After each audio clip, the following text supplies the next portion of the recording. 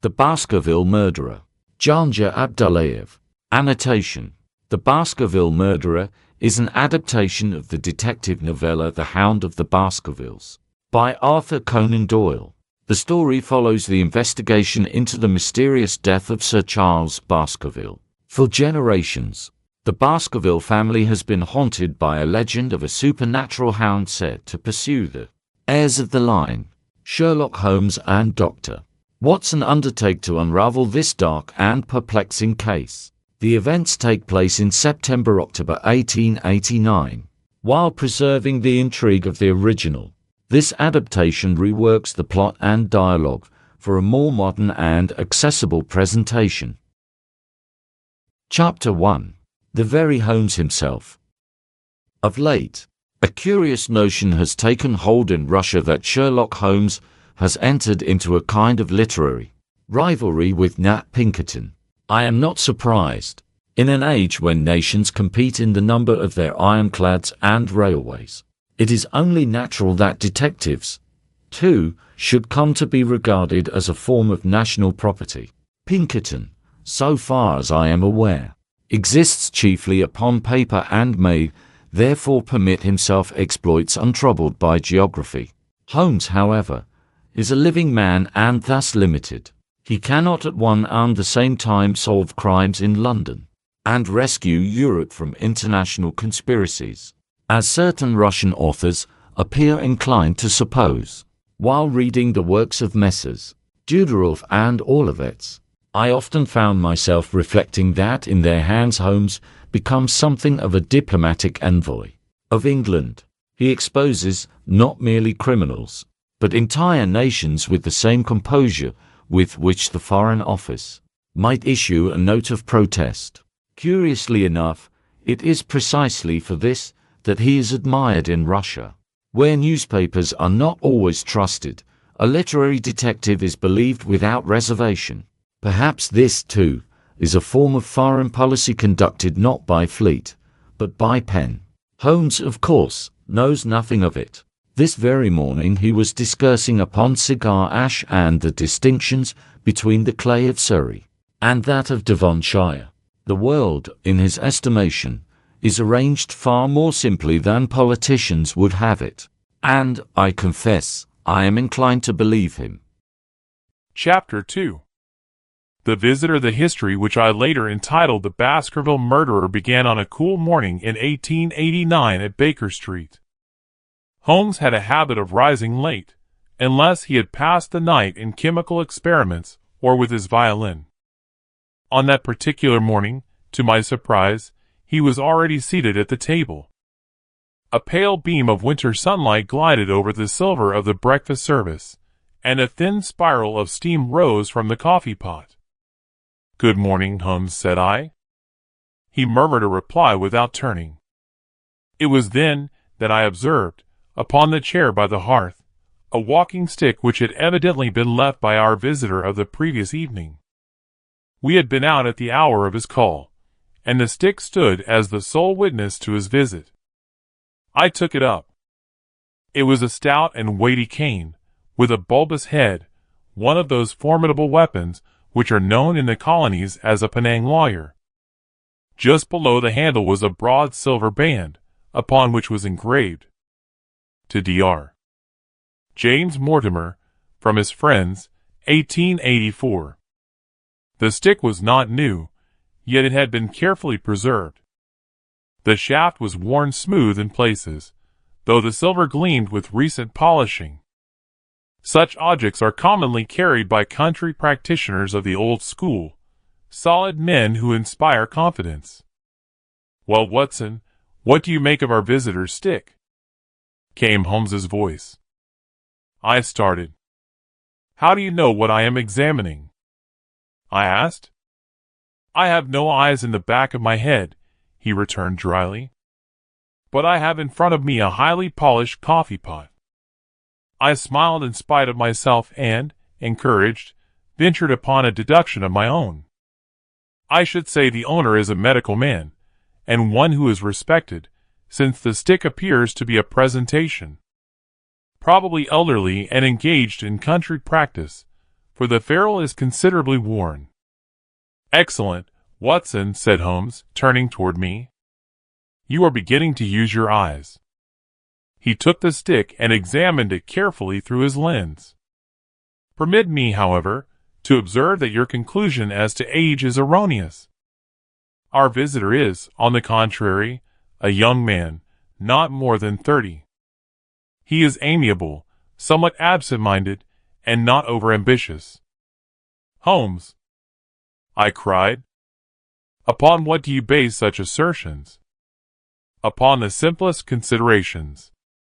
The inscription is dated 1884. Were the owner an elderly practitioner, the stick would bear far longer service.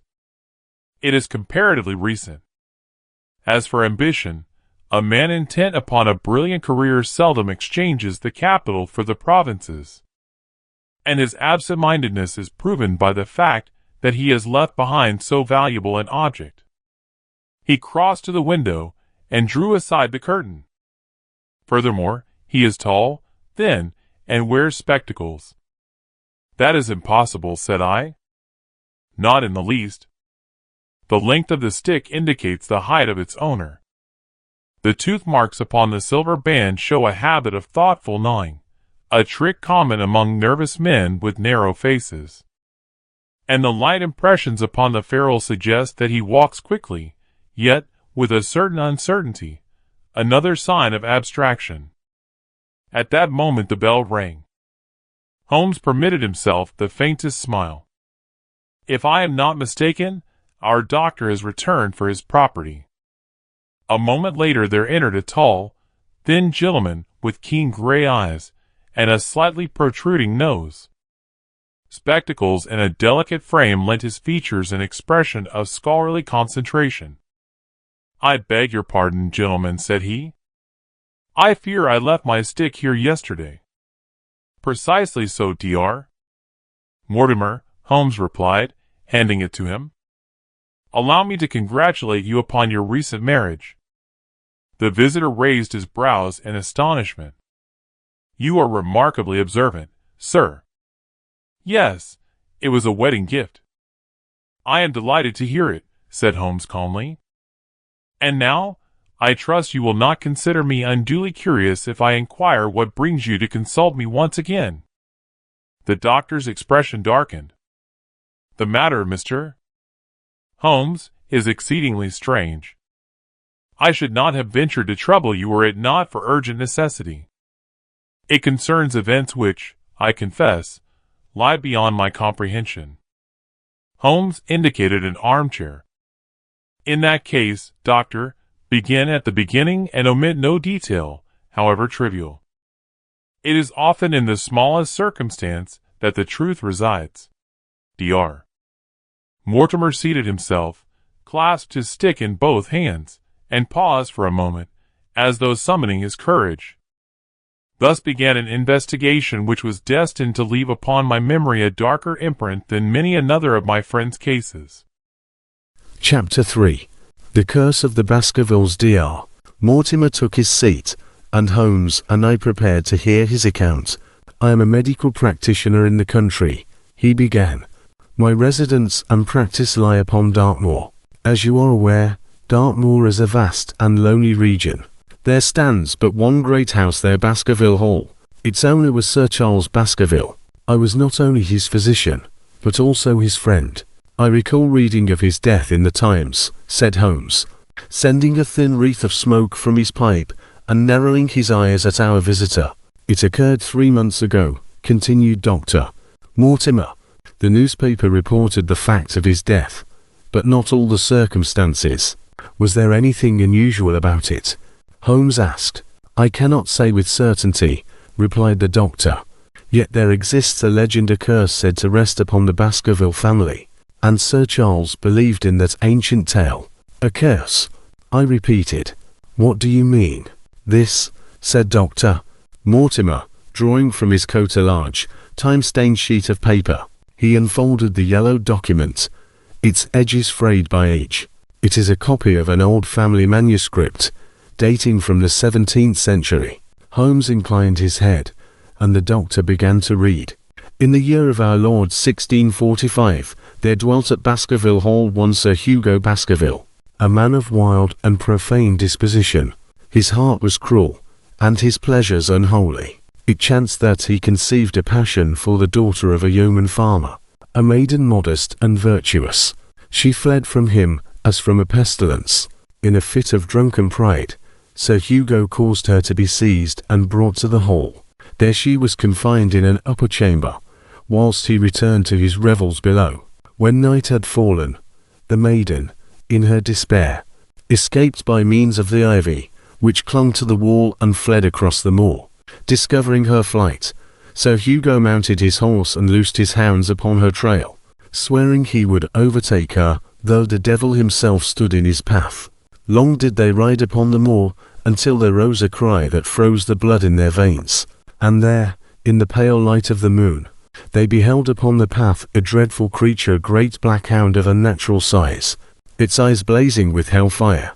The beast sprang upon Sir Hugo, and tore him to pieces before the horrified gaze of his companions. And from that day, as the legend tells, the house of Baskerville has been haunted by the shadow of that hound, which appears upon the moor in the hours of darkness. Dr. Mortimer fell silent, a picturesque example of rural superstition, Holmes observed calmly. But I presume you have not come to consult me upon ancient folklore. No, Mr. Holmes, the doctor answered gravely. I have come because Sir Charles Baskerville died under circumstances which bear a singular resemblance to this tale. A hush settled over the room. Pray continue, said Holmes quietly. I discovered his body near the gate which opens onto the moor. His face was fixed in an expression of the utmost terror. The tracks showed that he had run. And, said Holmes, and, the doctor lowered his voice, beside his own footprints were others. What kind of footprints? The footprints of a gigantic hound. Holmes did not move. Only the flame in his pipe had gone out. Chapter 4. The Heir. I confess that Dr. Mortimer's narrative left a sombre impression upon my mind. Though I am not inclined towards superstition, the image of a gigantic hound lurking amid the mist-laden wastes of Dartmoor could not but disturb the imagination. Holmes, by contrast, appeared stimulated rather than alarmed. Who else observed these footprints? He asked, leaning forward in his chair.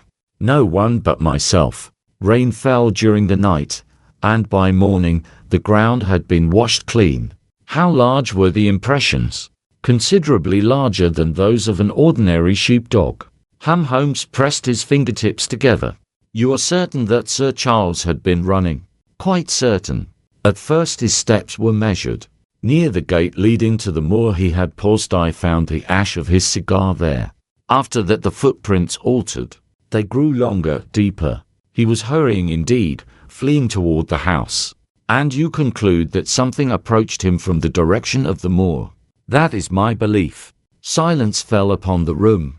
Doctor, said Holmes at length, you are a man of science. Tell me frankly, do you accept a supernatural explanation? Mortimer hesitated. I accept what I saw. At that moment he glanced at his watch and started. I beg your pardon, gentlemen. Within the hour I must meet Sir Henry Baskerville at Waterloo Station, the nephew of the deceased. He has arrived from Canada and is now the heir to Baskerville Hall. The heir, Holmes repeated softly. Precisely. And that is what troubles me most. Is it safe for him to return to Dartmoor? Holmes rose and paced the room. Do not decide in haste, Doctor. Remain in London today. Tomorrow, bring Sir Henry to me. I should very much like to see him. I shall do so. When the door had closed behind our visitor, Holmes stood for some moments in thought. Then, without turning toward me, he spoke. Watson, we are confronted by 3 questions. First, was a crime committed? Second, if so, by whose hand? And third, what part does this legend play in the affair? He paused by the window. As yet I see neither hound nor phantom. I see only a man and fear. Chapter 5. Sir Henry Baskerville. On the following morning Dr. Mortimer returned, bringing with him Sir Henry Baskerville. The young gentleman appeared to be about 30 years of age, strongly built, with an open and resolute countenance and keen grey eyes. There was in his manner the directness of one accustomed to act without hesitation. Yet beneath that composure I detected an undercurrent of anxiety, which he seemed determined to conceal. "Good morning, Mr. Holmes," said he in a firm voice.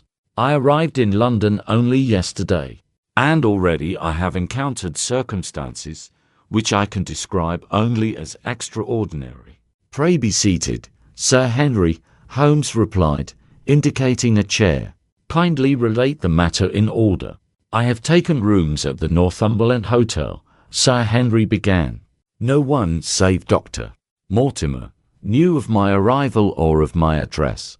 Yet this morning I received the following letter." He handed a sheet of paper to Holmes. I observed that the words were formed from neatly cut printed letters pasted in a single line. "Your life is in danger. Keep away from the moor."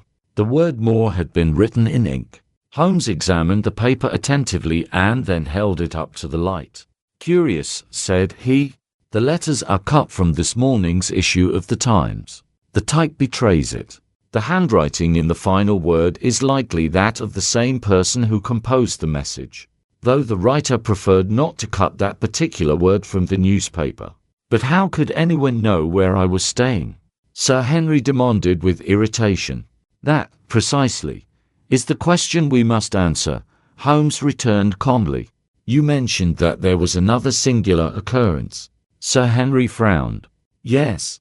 This morning I discovered that one of my boots had disappeared." "One?" Holmes repeated. "Exactly. A new boot purchased yesterday. I had not even worn it. Only one was taken." Holmes raised his brows slightly. "This circumstance interests me no less than the letter," he observed. "Have you reported the matter to the hotel management?" "Certainly. They disclaim all knowledge of it." Holmes rose and paced the room. "I should like to inspect your room, Sir Henry." "With your permission, Dr. Watson, and I shall call upon you later today." "I shall be delighted if you will join me for luncheon," said Sir Henry. "At 2 o'clock, at the Northumberland." "We shall not fail," Holmes replied. Sir Henry and Dr. Mortimer took their leave and passed out into Baker Street. Holmes moved swiftly to the window and drew aside the curtain, watching them intently. "Quickly, Watson," he said in a low tone. "Your hat." "We are to follow them?" I asked, snatching up my coat. "Assuredly. Their movements are of interest not to us alone." We stepped into the street. Sir Henry and Dr. Mortimer were already proceeding in the direction of Oxford Street. Holmes suddenly halted and laid a hand upon my arm. "Look there," he murmured. A hansom cab, drawn by a dark horse, rolled slowly along the roadway. Within sat a man with a thick black beard. His gaze was fixed upon our acquaintances ahead. At the very instant Holmes indicated him, the stranger perceived our scrutiny. He fell back abruptly and shouted to the driver, "Drive on." The whip cracked, the horse sprang forward, and the cab vanished swiftly round the corner. Holmes continued to gaze after it for several moments, then a slow smile touched his lips. "Well, Watson," said he, "at least one point is clarified. Sir Henry is being watched, and I am inclined to think that the bearded gentleman bears a direct connection to the anonymous warning." He turned to me with that familiar light in his eyes. "The case grows more interesting and, I venture to add, more dangerous." Chapter 6. The Stolen Boot.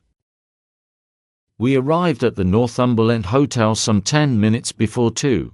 Sir Henry Baskerville was engaged in earnest conversation with the manager, and the expression upon his face betrayed both irritation and bewilderment. For the second time in 2 days, he was saying, "A boot has disappeared from my room. Yesterday a new one. Today an old one. We shall examine every corner." "Sir," protested the manager anxiously, "your boots shall be recovered." "Not boots, one boot," Sir Henry corrected sharply. "Yes, "Sir, one boot," the other amended with a bow. Sir Henry's vexation did not wholly subside, even when we were seated at table. It was evident to me that the loss troubled him more deeply than he was willing to confess. "Holmes," said Dr. Mortimer, lowering his voice, "do you still consider it prudent for Sir Henry to proceed to Baskerville Hall?" Holmes folded his napkin with deliberate care before replying. "I consider it more prudent than his remaining in London. You are aware, I trust, that you were followed this morning." "Followed?" Mortimer exclaimed. "By whom?" "A gentleman with a full black beard, who showed marked interest in your movements." Mortimer started. "In that case," he said slowly, "it may have been Barrymore, the butler at Baskerville Hall. He wears such a beard." "Indeed?" Holmes's eyes flickered. "And what reason would Barrymore have to spy upon his future master?" "I cannot imagine." "Nor I," Holmes returned dryly. "Yet imagination must not outrun evidence." Sir Henry looked from one to the other of us. "Then you truly believe my life to be in danger?" Holmes regarded him steadily. "I believe, Sir Henry, that someone is at pains either to frighten you or to test your movements. The anonymous warning, the shadowing cab, and now these singular thefts taken together. They form a pattern. But why steal one boot at a time?" I ventured. "An excellent question, Watson," said Holmes. "Particularly when the first was new and unworn, of little use to any thief. The second, however, had been worn." He tapped his fingers lightly upon the table. "There is purpose here, method, though obscure." Sir Henry drew himself up. "Well, whatever danger lies ahead, I have no intention of being driven from my inheritance by tricks or boogies." Holmes inclined his head approvingly. "Spoken like a Baskerville. Nevertheless, prudence must accompany courage. I shall remain in London to pursue certain inquiries. But you shall not go to Dartmoor alone." He turned to me. "Watson, I must ask you to accompany Sir Henry to Baskerville Hall. Observe all that occurs. Report to me daily. Above all, remain constantly at his side." "I shall do so," I replied without hesitation. Sir Henry extended his hand. "Then I am fortunate indeed," he said warmly. "With a friend beside me, I shall face the moor with a steadier heart." Holmes leaned back, his expression thoughtful. "One final matter," he said quietly. "Sir Henry, should misfortune befall you, who inherits your estate?" Sir Henry hesitated. "To my knowledge, I am the last of my line. I know of no near relative." "And the value of the estate?" "Approximately £1 million. Holmes gave the faintest smile. "A considerable motive," he murmured. "Men have committed lesser crimes for far smaller sums." A brief silence followed. The clatter of distant dishes seemed strangely loud against the stillness of the room. Outside, London moved in its customary bustle and indifference. Yet within that quiet dining chamber, it was as though the shadow of the moor had already fallen across our table. Chapter 7. Baskerville Hall. On the Saturday morning, Holmes himself accompanied me to Paddington Station. There was no trace of levity in his manner. "This is a dangerous business, Watson," he said quietly, yet with that concentrated gravity which always commanded my fullest attention. "Keep close to Sir Henry. On no account permit him to wander upon the moor alone, least of all at night." "You may rely upon me," I answered, feeling the reassuring weight of my service revolver in my pocket. "Write to me daily," he continued. "Record everything, however trivial it may appear. Facts, Watson. It is upon facts that we shall build." We parted, and I joined Sir Henry and Dr. Mortimer upon the platform. Soon the train bore us westward. For 3 hours we watched the aspect of the countryside gradually transform. Fertile green fields yielded to sterner landscapes, until at last grey uplands stretched beneath a lowering sky, broken by darkness that rose like ancient sentinels over the waste. We descended at a small rural station serving the village of Grimpen. A carriage awaited us to convey us onward to Baskerville Hall. The road wound through a narrow country lane, Presently I observed a mounted man with a rifle, stationed beside the track and surveying the surroundings with vigilant eyes. "Why is that fellow guarding the road?" I asked the driver. "A convict has escaped from Dartmoor prisons, sir," he replied. "Name of Selden. A most dangerous murderer." A chill wind swept across the moor, and I could not repress a shudder. Here, then, was yet another element of menace added to our already uneasy enterprise. The vastness of the landscape, so bleak and uninhabited, seemed itself to harbour hidden perils. At length Baskerville Hall rose before us, its dark fog half veiled by encroaching trees. The structure bore the solemn dignity of antiquity. It stood isolated upon the edge of the moor, as though withdrawn from the living world. We drew up before the gates. "I must leave you here," said Dr. Mortimer. "My wife awaits me, and I have pressing matters to attend." "You will join us for dinner?" asked Sir Henry. "Certainly, and if you require assistance at any hour, send word." With that he departed. A tall man with a full black beard emerged from the house. His face was pale, his manner composed yet reserved. "Welcome to Baskerville Hall, sir," he said, bowing slightly. "I am Barrymore. My wife and I have prepared the house for your arrival. Sir Henry presented me. Dr. Watson will remain with me for some days." "Very good, sir," Barrymore replied, and proceeded to direct the servants in carrying our luggage within. I studied him closely. Was this the bearded watcher we had glimpsed in London?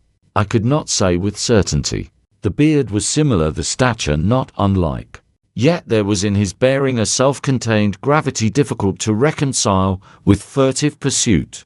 The interior of the hall was maintained with scrupulous care. Mr. and Mrs. Barrymore discharged their duties with diligence nevertheless. An air of chill austerity pervaded the place.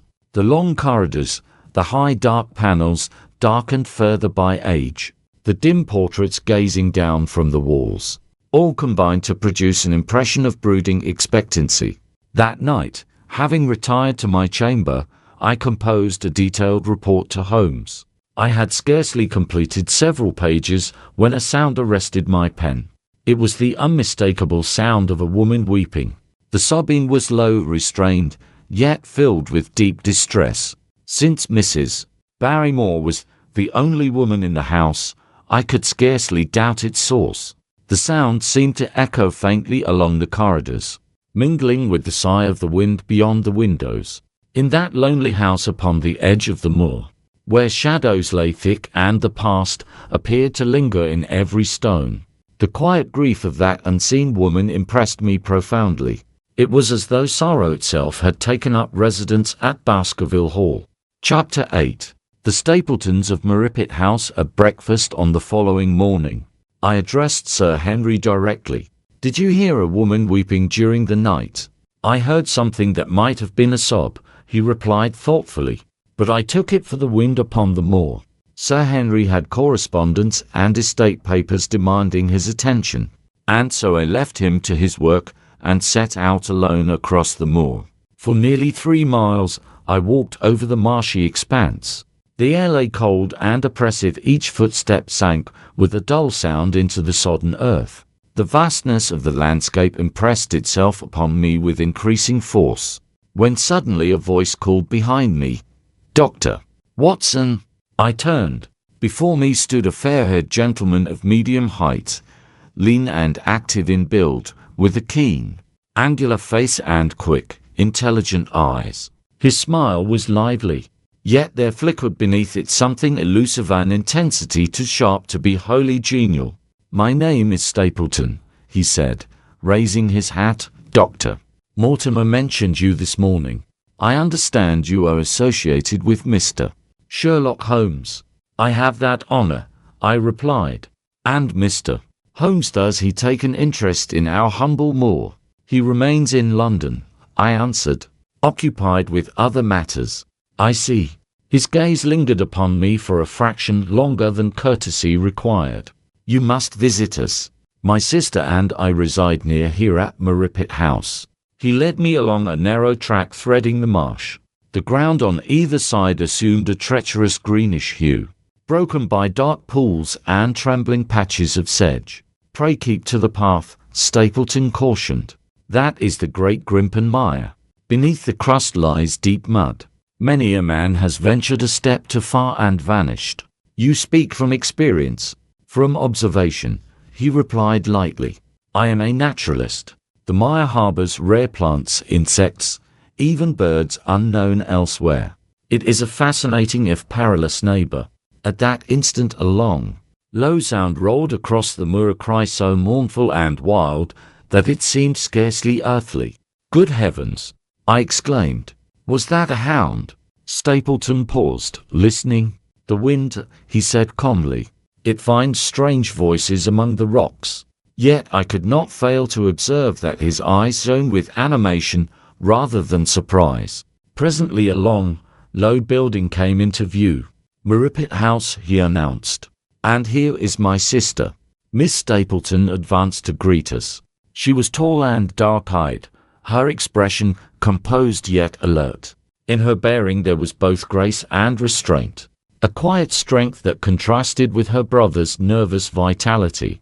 After a few polite exchanges, Stapleton conducted me indoors to display his collection cases of butterflies, carefully mounted specimens, botanical sketches arranged with meticulous order. The precision of it all suggested a disciplined mind. "I shall call upon Sir Henry this afternoon," he said as we returned toward the door. "Pray inform him of my intention." "I shall do so." He escorted me once more to the edge of the track. "Remember, do not stray from the path," he repeated. "The Grimpen Mire is merciless." As I prepared to depart, Miss Stapleton approached me with evident haste. "Dr. Watson," she said in a low voice, "you must go back to London at once." "Madam, take Sir Henry away from this place.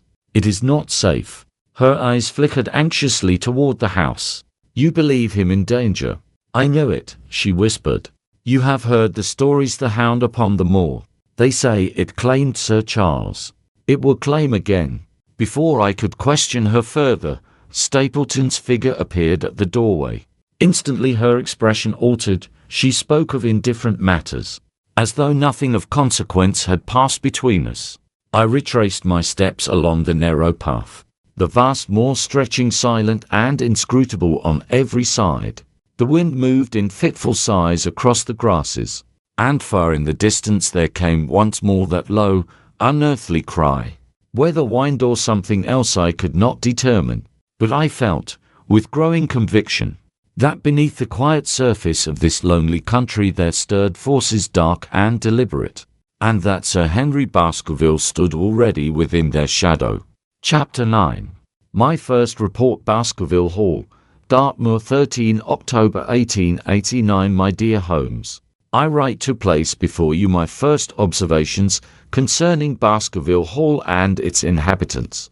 I have drawn a rough map of the district, which I trust may assist you in forming a clearer conception of these singular surroundings. The Hall lies approximately 2 miles to the southwest of the village of Grimpen.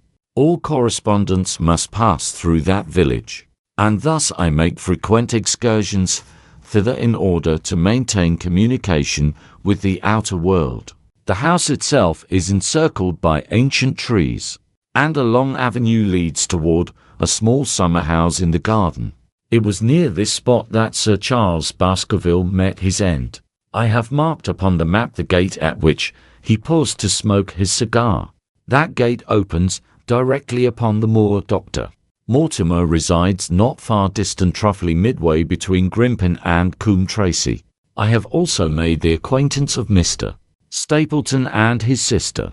Their residence, Merripit House, stands some 3 miles from the Hall. Beyond the rise known locally as Upper Tor, there is yet another figure of interest, though I have not met him in person. Dr. Mortimer spoke of Mr. Frankland of Laughter Hall, a gentleman of scientific enthusiasm, possessed of a powerful telescope. He employs it not solely for celestial observations, but also for surveying the moor. It would appear that he watches in hopes of detecting the escaped convict Selden, whom the police continue to seek. For my own part, I find it difficult to imagine how such a man could long survive upon that desolate waste without sustenance, especially given the severity of the weather. Sir Henry shows increasing interest in the Stapletons. He has visited Merripit House more than once, and a cordial understanding seems to have arisen between himself and Miss Stapleton. Her brother, however, is a man of peculiar temperament. He appears ill at ease if not positively displeased at Sir Henry's attentions. As for Barrymore, the butler, his resemblance to the bearded man we observed in London is striking. I confided my suspicions to Sir Henry, who confronted him directly. "Have you recently been in London?" he asked. Barrymore replied that he had never been there. The question visibly offended him, and he declared his intention of leaving Baskerville Hall. Sir Henry, perceiving that he had perhaps acted precipitously, apologized and sought reconciliation. The matter appears outwardly settled, and both Barrymore and his wife now conduct themselves with renewed diligence. Last night, however, I witnessed a most curious occurrence. About midnight I was awakened by the sound of footsteps. Looking from my chamber, I observed Barrymore at the far end of the corridor, bearing a lighted candle. He halted at a window overlooking the moor and slowly moved the candle to and fro. I hastened to my own window and gazed outward. In the darkness beyond, I discerned the faint answering glimmer of a light upon the heights near Upper Tor. It was unmistakably a signal. To whom it was directed and for what purpose I cannot yet determine. The atmosphere of this place weighs heavily upon the spirit. Each day reveals some fresh thread of mystery, each night seems charged with expectation. I cannot rid myself of the conviction that hidden forces are at work upon the moor. Patient and deliberate, I remain vigilant. Your faithful friend and servant, Dr. John H. Watson. Chapter 11. The man upon the moor who was the figure I had glimpsed upon the summit of Upper Tor. Could he be the same individual whom Holmes and I had observed in London? I was convinced of one distinction. The man on the Tor had been clean-shaven. Sir Henry had noticed nothing, and I resolved for the present to keep my observation to myself. There was nothing we could do for Selden. Returning to Baskerville Hall, I experienced with renewed force the sense of security afforded by solid walls and human habitation, so different from the bleak exposure of the moor. Sir Henry shared that sentiment. In the morning the police were summoned, and Selden's body was removed. Sir Henry informed the Barrymores of the tragedy, but made no mention of the dreadful howl. We had heard. Mrs. Barrymore wept openly. Her husband bore the news with grave composure. It was bound to end so, he said quietly. Poor Selden could never have survived the winter out there. I wish you to put the matter behind you, Sir Henry replied. Remain here at the Hall. I bear you no ill will. We are grateful, sir, said Barrymore. We shall stay. Later, I withdrew to my chamber to compose a lengthy report to Holmes. Feeling the need for air, yet unwilling to venture again upon the more desolate reaches of the moor, I turned my steps toward Coombe Tracey rather than Grimpen. On the way I encountered Stapleton. I understand the escaped convict has been taken, he observed. I look forward to Sir Henry's account tomorrow evening. Sir Henry anticipates the dinner at Merripit House with equal interest, I replied. My sister will be present, he said, in a tone I found difficult to interpret. 8 o'clock. In Coombe Tracey I dispatched my letter and noticed a substantial residence on the edge of the village. The shopkeeper informed me that it belonged to Mr. Frankland, an amateur astronomer of whom Dr. Mortimer had spoken. My curiosity being aroused, I presented myself at his gate. Mr.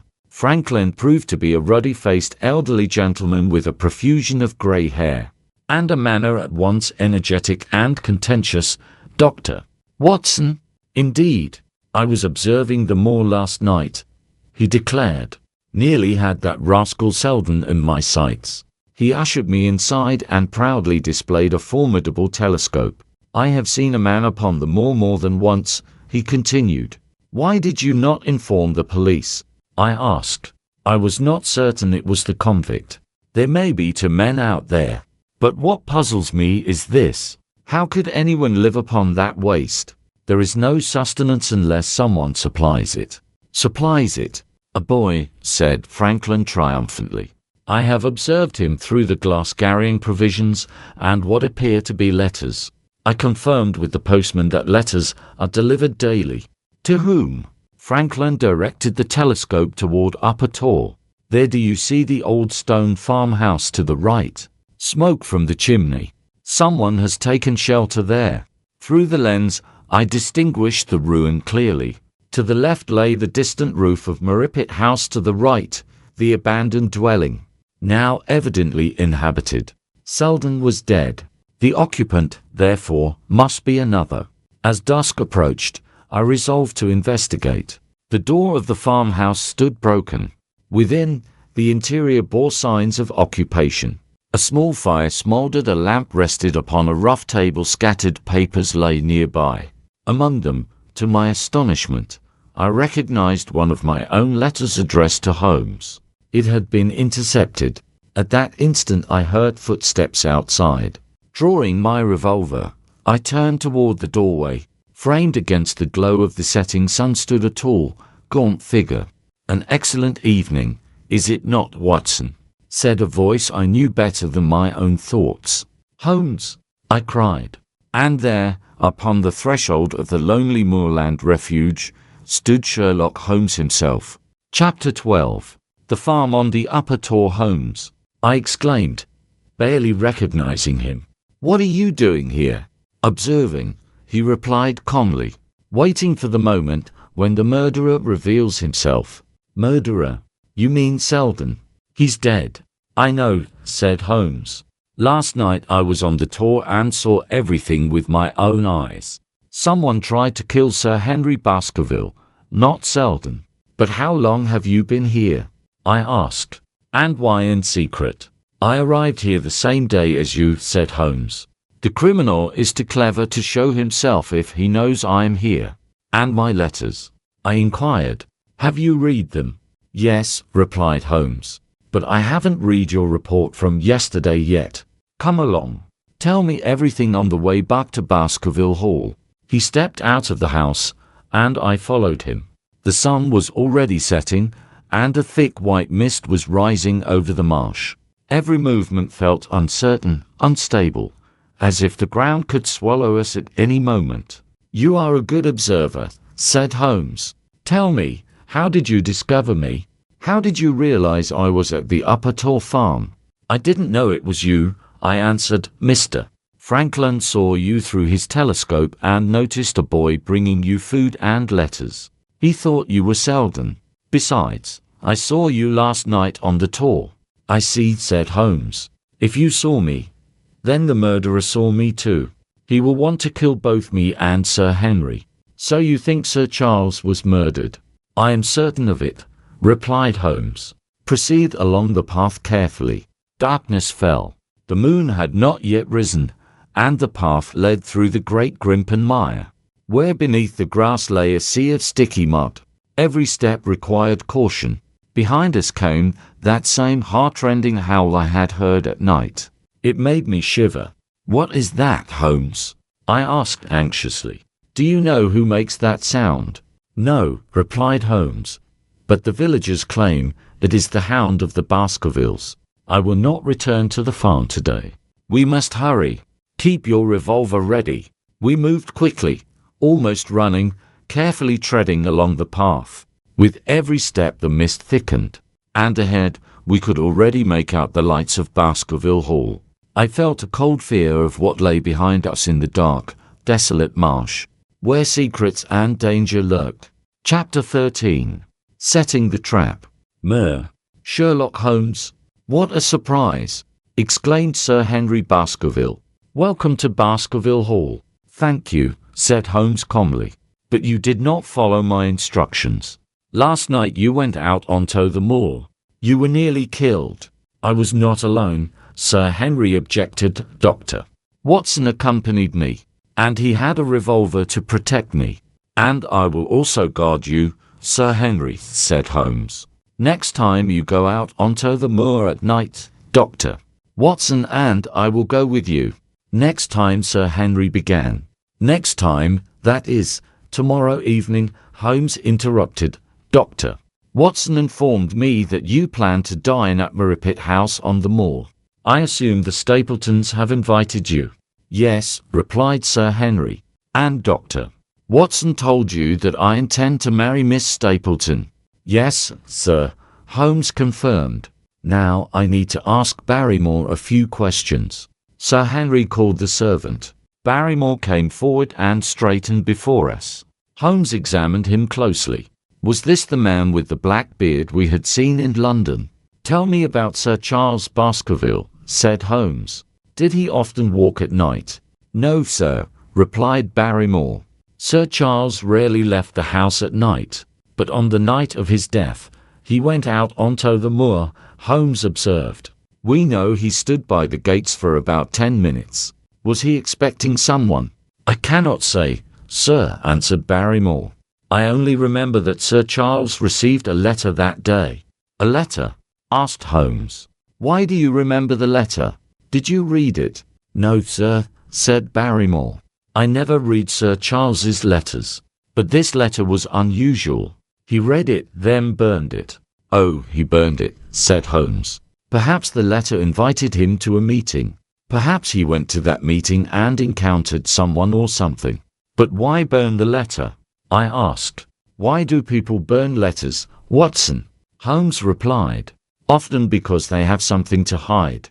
Sir Charles was afraid to go out onto the moor at night. Dr. Mortimer told us he believed in the legend of the Baskerville hound. If the meeting was unavoidable, it must have been with someone he knew. But why meet on the moor at night? A secret meeting. You think he was killed by someone he knew?" I asked. "I think he knew his murderer," Holmes replied. "And, by my deductions, the murderer is still nearby." After dinner we sat in the library. The walls were lined with portraits of the Baskerville family, some ancient, framed in gold. Holmes paused at a painting of Sir Hugo Baskerville, dated 1645. "Interesting, Watson," he said. "Here is the portrait of Sir Hugo, from whom the legend of the Baskerville hound began. Look at that black beard and face.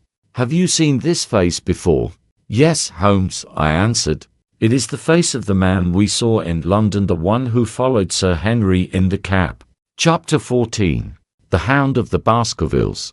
The next morning, Holmes rose early. He went to the village of Grimpen to send a telegram and returned to Baskerville Hall with visible excitement. "Tonight we will catch the murderer," he said.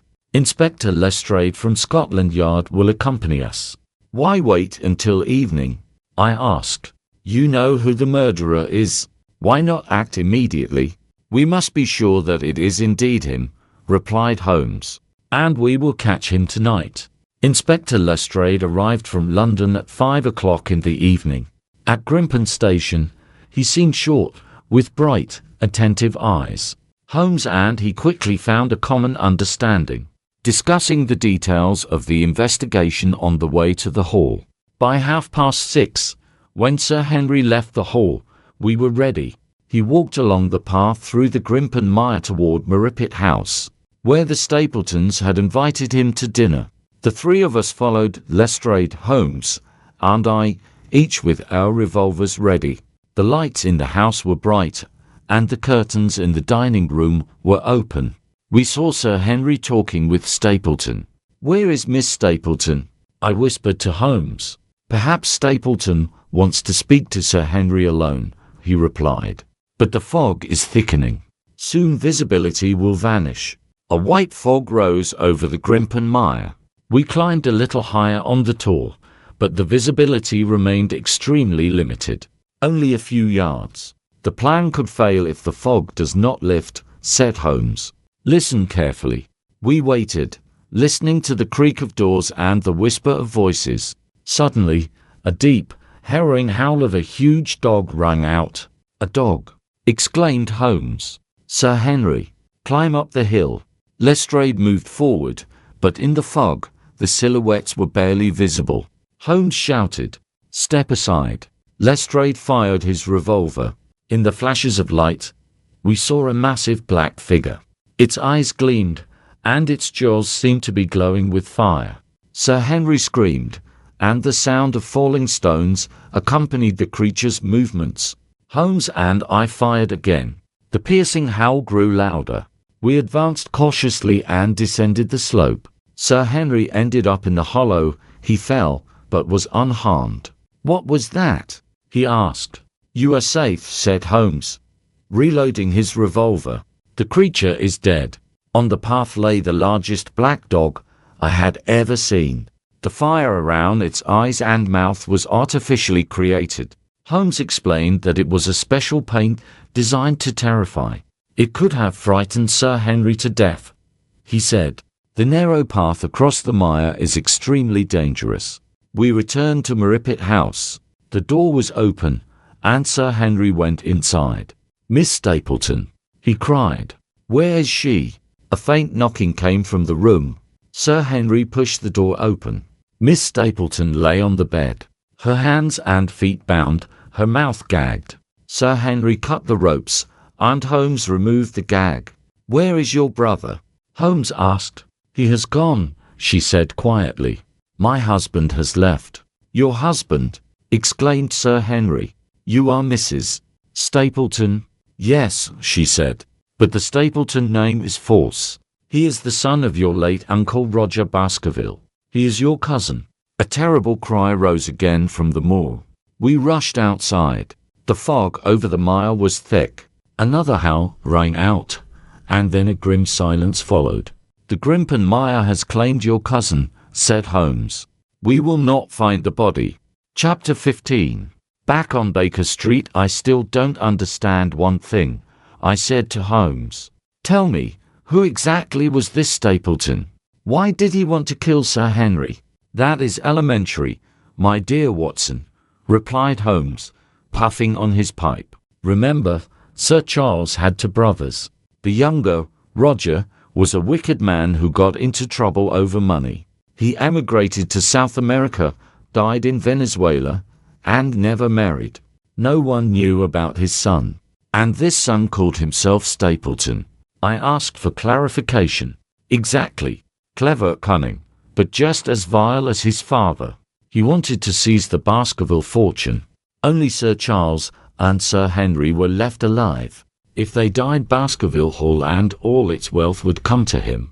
And his wife. Why did he pretend she was his sister? At first, it was part of the plan. He intended to use her to get close to the Baskervilles and obtain their money. But she refused to help the villain and tried to warn Sir Charles and Sir Henry. That is why Stapleton was forced to tie her up, so she could not reveal the truth. And the man with the black beard?" "Yes," said Holmes. "He grew a beard while following Sir Henry in London to disguise his face." "And the boots?" I asked. "Hunting dogs tracked by scent," explained Holmes. "Stapleton bought a huge black dog and used Sir Henry's boots to accustom the animal to his scent. By chance, the dog attacked Selden because he was wearing Sir Henry's clothing. Everything was calculated to the smallest detail." "What a strange story," I exclaimed. "Stapleton was not only cunning, but ruthless." "Yes, Watson," said Holmes. "And I needed your help to catch the villain. Now, why don't you write it all down?" "Good idea," I said. "Perhaps I'll call the story The Case of the Stolen Boot." "No, my dear friend," Holmes smiled. "Better call it The Baskerville Monster." "Really?" I asked. "Perhaps The Hound of the Baskervilles would be better." "I'll tell you a secret, Watson," Holmes said teasingly. "You resemble a Russian Ivan. Potato nose, straw-colored hair, and a pointed chin. It's easy to fool you, as simple as picking your fingers." I couldn't help but recall the incident with the coffee pot, when Holmes had studied my reflection. "Hope you haven't forgotten my little lesson with the coffee pot," said Holmes, smiling. "Oh, how could I forget?" I laughed. "I thought you had eyes in the back of your head." We both laughed. I added. By the way, Holmes, people have already told me I resemble the Russian actor Vitaly Solomin. Haha, replied Holmes. I don't know him, nor Vasily Livanov. But everyone knows those two. I protested. Yes, but not I, Holmes said with a cold smile. Now, let us return to the title of your story. I think the best title will be The Hound of the Baskervilles, I said, feeling satisfied with the completed case. Excellent, Watson, nodded Holmes. That title will sound right in English and do justice to your story. And so our investigation came to an end. The mysteries were solved, the villain punished. The legend of the Hound of the Baskervilles was laid to rest, and the fog of the Grimpen Mire remained only in memory, as a reminder of a night full of terror and courage.